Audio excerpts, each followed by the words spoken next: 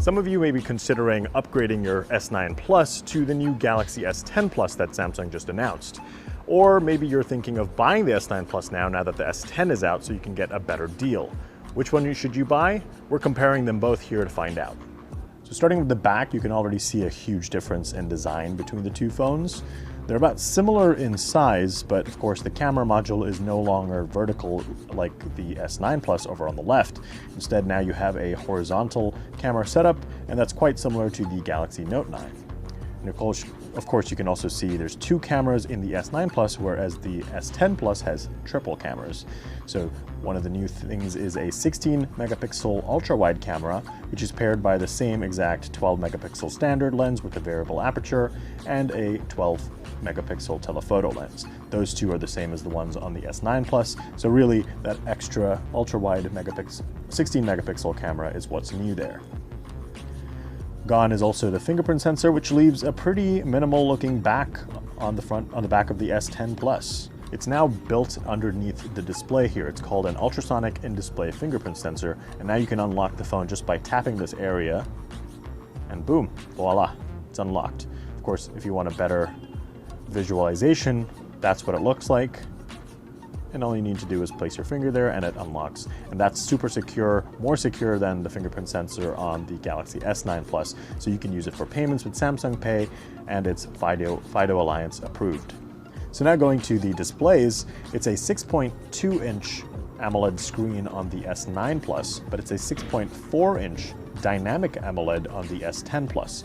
The S10 screen is HDR10 Plus certified, so you're getting better colors and a sharper screen in general. But also take a look at the top and you'll see that hole punch camera, which is also known as the Infinity O display. That's something new that's on the S10 Plus. Essentially, Samsung has gotten rid of the bezels around the top and the bottom, slimmed them down to be able to put the camera so that it looks like a hole punch on a piece of paper. It's basically floating. And that has the benefit of giving you that slightly bigger screen size, 6.4 again versus 6.2 on the S9 Plus. The Galaxy S10 Plus now also natively reduces blue light exposure by 42%, and that's all done without needing some kind of yellow filter. So blue light exposure at night can lead to disruptions in your sleep, which can affect your health, so having that natively built into the screen is a plus. So I'm going to open the camera app on both phones. Now check out this cool little animation that's going to pop up on the top right of the hole punch camera on the S10 Plus. That's a pretty neat feature that you can't have on this phone because it's not a dynamic AMOLED screen. Now over to the cameras, since we're over here in the selfie cameras, obviously the S10 Plus has an extra camera here on the front, whereas you're only getting that single camera on the S9. Regardless, the S9 Plus's camera is worse than the S10 Plus's because it's a 10 megapixel camera on here on the S10 Plus, and that second camera is an 8 megapixel camera, but that's only for depth. So you're getting better live focus, which is essentially Samsung's portrait mode. So like snapping a photo, you can definitely expect the S10 Plus to produce a better image. Of course, that's not the best example, but of course you can also use live focus to get better portrait mode effects, even though live focus is also available here on the S9 Plus as well. And quickly, if we flip over the cameras, you can see, going back to normal photo mode, this is the only two lenses you can swap to on the S9 Plus, and here are all three cameras now that you can swap to on the S10 Plus, including the new ultra-wide. And what's neat is you can actually slide and just keep going throughout all of them instead of just tapping on each new lens. Both phones run Android Pie now. The S9 Plus just got the update very recently in the US, but that update brought One UI, which is Samsung's new user interface. So you're getting more stuff to access here on the bottom part of the screen rather than at the top. And you're also getting dark mode options so that you don't have to deal with bright white settings, especially when you open the phone and use it at night. but otherwise you're getting a pretty similar experience across the board in terms of software. It's just that the S10 Plus will likely be supported for a longer period of time, so it'll likely get Android Q as well as next year's Android version.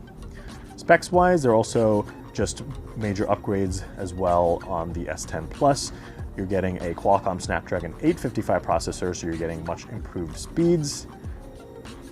And there's 8 gigs of RAM here in the S10 Plus version versus the Snapdragon 845 on the S9 Plus and 4 gigs of RAM. There is also an 12 gigs of RAM option on the S10 Plus if you opt for the 512 gigabytes version or the 1 terabyte option. The Galaxy S10 Plus has a bigger battery. It's a 4100 mAh battery as opposed to the 3500 mAh battery on the S9 Plus. They both support wireless charging, but there's a new feature called wireless power share that lets you charge other devices, other Qi-enabled devices, with the back of the phone. So all you need to do is place another Qi-enabled product on the back of the S10 Plus and it'll just start charging. There you go. So that's a quick look at the Galaxy S10 Plus and the Galaxy S9 Plus. Now the Galaxy S10 Plus has a couple new features as well. There's Wi-Fi 6, which is the next generation Wi-Fi technology. There's a couple new AI upgrades in the camera as well and in the software. And it also supports a vapor chamber cooling system for better heat dissipation, so you can have slightly better performance over the Galaxy S10. Of course, the prices are also different. This originally launched at $840, but you can obviously find it for a lot cheaper now. But the Galaxy S10 Plus will set you back $1,000. It does come with a little more storage than this one did initially, so there is that to consider. But overall, we think the features in the new Galaxy S10 Plus are definitely worth the money, but we'll be doing a full review to find out.